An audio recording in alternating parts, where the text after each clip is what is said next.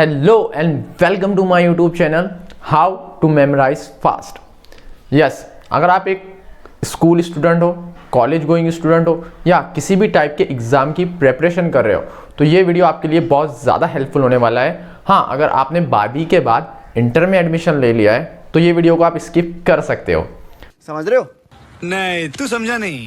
12वीं पास कर जो भी इंटर में एडमिशन लेगा, 12वीं पास कर जो भी इंटर में एडमिशन लेगा, एक पेपर और पेन लेके बैठ जाओ। आज हम इस वीडियो में कुछ टिप्स एंड ट्रिक्स को डिस्कस करेंगे जिससे हमें हमारी मेमोरी को इम्प्रूव करने में हेल्प होगी।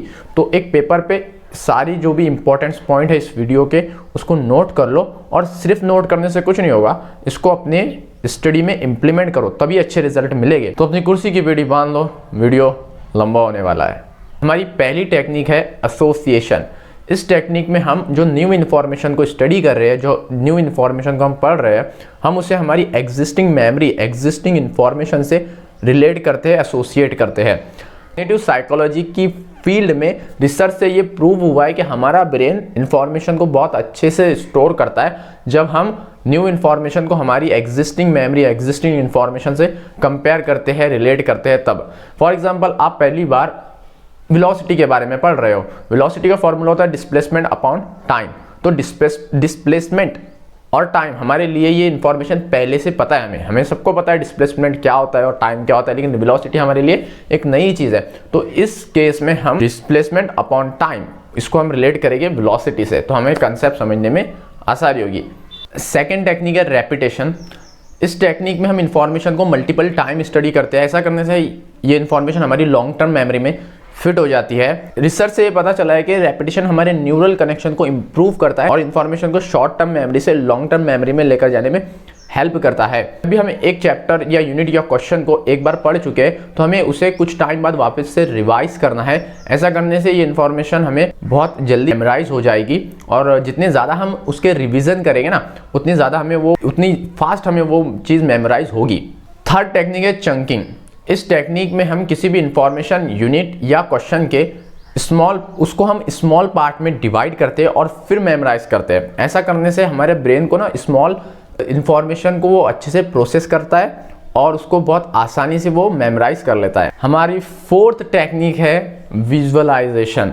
जब भी हम कोई इंफॉर्मेशन को स्टडी कर रहे हैं तो हमें उस इंफॉर्मेशन की हमारी माइंड में पिक्चर क्रिएट करनी है, हमें उसको विजुअलाइज करना है, हमें सोचना है कि ये प्रैक्टिकली कहाँ पर होता है रियल लाइफ में। फॉर एग्जांपल, आप सेंट्रीफ्यूगल फोर्स के बारे में पढ़ रहे हो तो सेंट्रीफ्यूगल फोर्स रियल लाइफ में कहाँ एक्ट होता है ये हमें सोचना चाहिए, कहाँ एक्ट होता है। जब हम बस में ट्रैवल करते हैं ना तो उस टाइम पर तो हमें वो फील नहीं होगा सेंट्रीफ्यूगल फोर्स, लेकिन जैसे ही बस ने टर्न लिया पर भी सर्कुलर मोशन आती है वहाँ पर सेंट्रीफ्यूगल फोर्स आ जाता है। वो जो हमें फील होता है ना एक ऐसे, तो वो होता है सेंट्रीफ्यूगल फोर्स। हमारी नेक्स्ट टेक्निक है निमोनिक्स। इस टेक्निक में हम जो भी वर्ड्स हमें याद रखने हैं, जो भी इंफॉर्मेशन हमें याद रखनी है, उसके हम फर्स्ट अल्फ़ाबेट से कुछ फेक स्टोरी क्रिएट कर देते हैं। जितनी अजीबोगरीब स्टोरी होगी, जितनी वियर्ड सी स्टोरी होगी, जितने इमोशन होंगे उस स्टोरी में, उतना लंबे टाइम तक हमें वो याद रहने वाला है। तो चलो, अगर हमें एस ब्लॉक के एलिमेंट को याद रखना है तो हमें एक स्टोरी बना लेते हैं उसके एलिमेंट के फर्स्ट अल्फ़ाबेट से।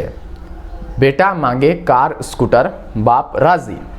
ऐसे ही आप अपनी स्टोरी बना सकते हो, कुछ भी बना सकते हो, बस आपको उसमें थोड़े इमोशन डालने हैं, कुछ ऐसा फील डालना है ताकि वो आपको याद रहे। अब जब भी आप एस ब्लॉक एलिमेंट को याद करने की कोशिश करोगे कि वो सीक्वेंस क्या है, तो आपको सिर्फ ये लाइन याद रखनी है कि बेटा मांगे कार स्कूटर, बाप राजी। तो वो आपको याद आ जाएगा कि ये यहाँ पर, और उसके फर्स्ट लेटर से आपको वो एलिमेंट को आप रिकॉल कर सकते हो। Last but not the least, sleep. Sleep बहुत इंपॉर्टेंट रोल प्ले करती है इंफॉर्मेशन को शॉर्ट टर्म मेमोरी से लॉन्ग टर्म मेमोरी में ट्रांसफर करने के लिए। एटलीस्ट हमें 6 घंटे तो सोना ही चाहिए। अगर इस वीडियो को आपने यहाँ तक देख लिया है तो इसका मतलब यह है कि आप अपनी स्टडी को लेकर बहुत ज़्यादा सीरियस हो, तो बहुत अच्छी चीज़ है। इसलिए मैं आपको एक यहाँ पर एक एक्स्ट्रा एक बोनस टिप देना चाहूँगा। वो टिप ये है कि जब भी हम स्टडी करते हैं, हमें 5-6 घंटे का एक सेशन के बाद भी हमारे कोई आउटपुट नहीं आता है, हमने कहने के लिए तो 5 घंटे स्टडी कर लिए, बुक तो ओपन थी लेकिन आपका माइंड वहाँ नहीं था। ऐसा क्यों होता है? क्योंकि हम एक्टिव लर्निंग नहीं करते। जब भी हम किसी टॉपिक को पढ़ रहे हैं उसके बाद हमें लिखना है। फॉर एग्जाम्पल आपने एक क्वेश्चन कंप्लीट कर लिया, एक पर्टिकुलर पैराग्राफ आपका कंप्लीट हो गया, तो आपको क्या करना है, बुक को बंद करना है, उसको रिकॉल करना है और फिर लिखना है। इसके दो फायदे हो गए।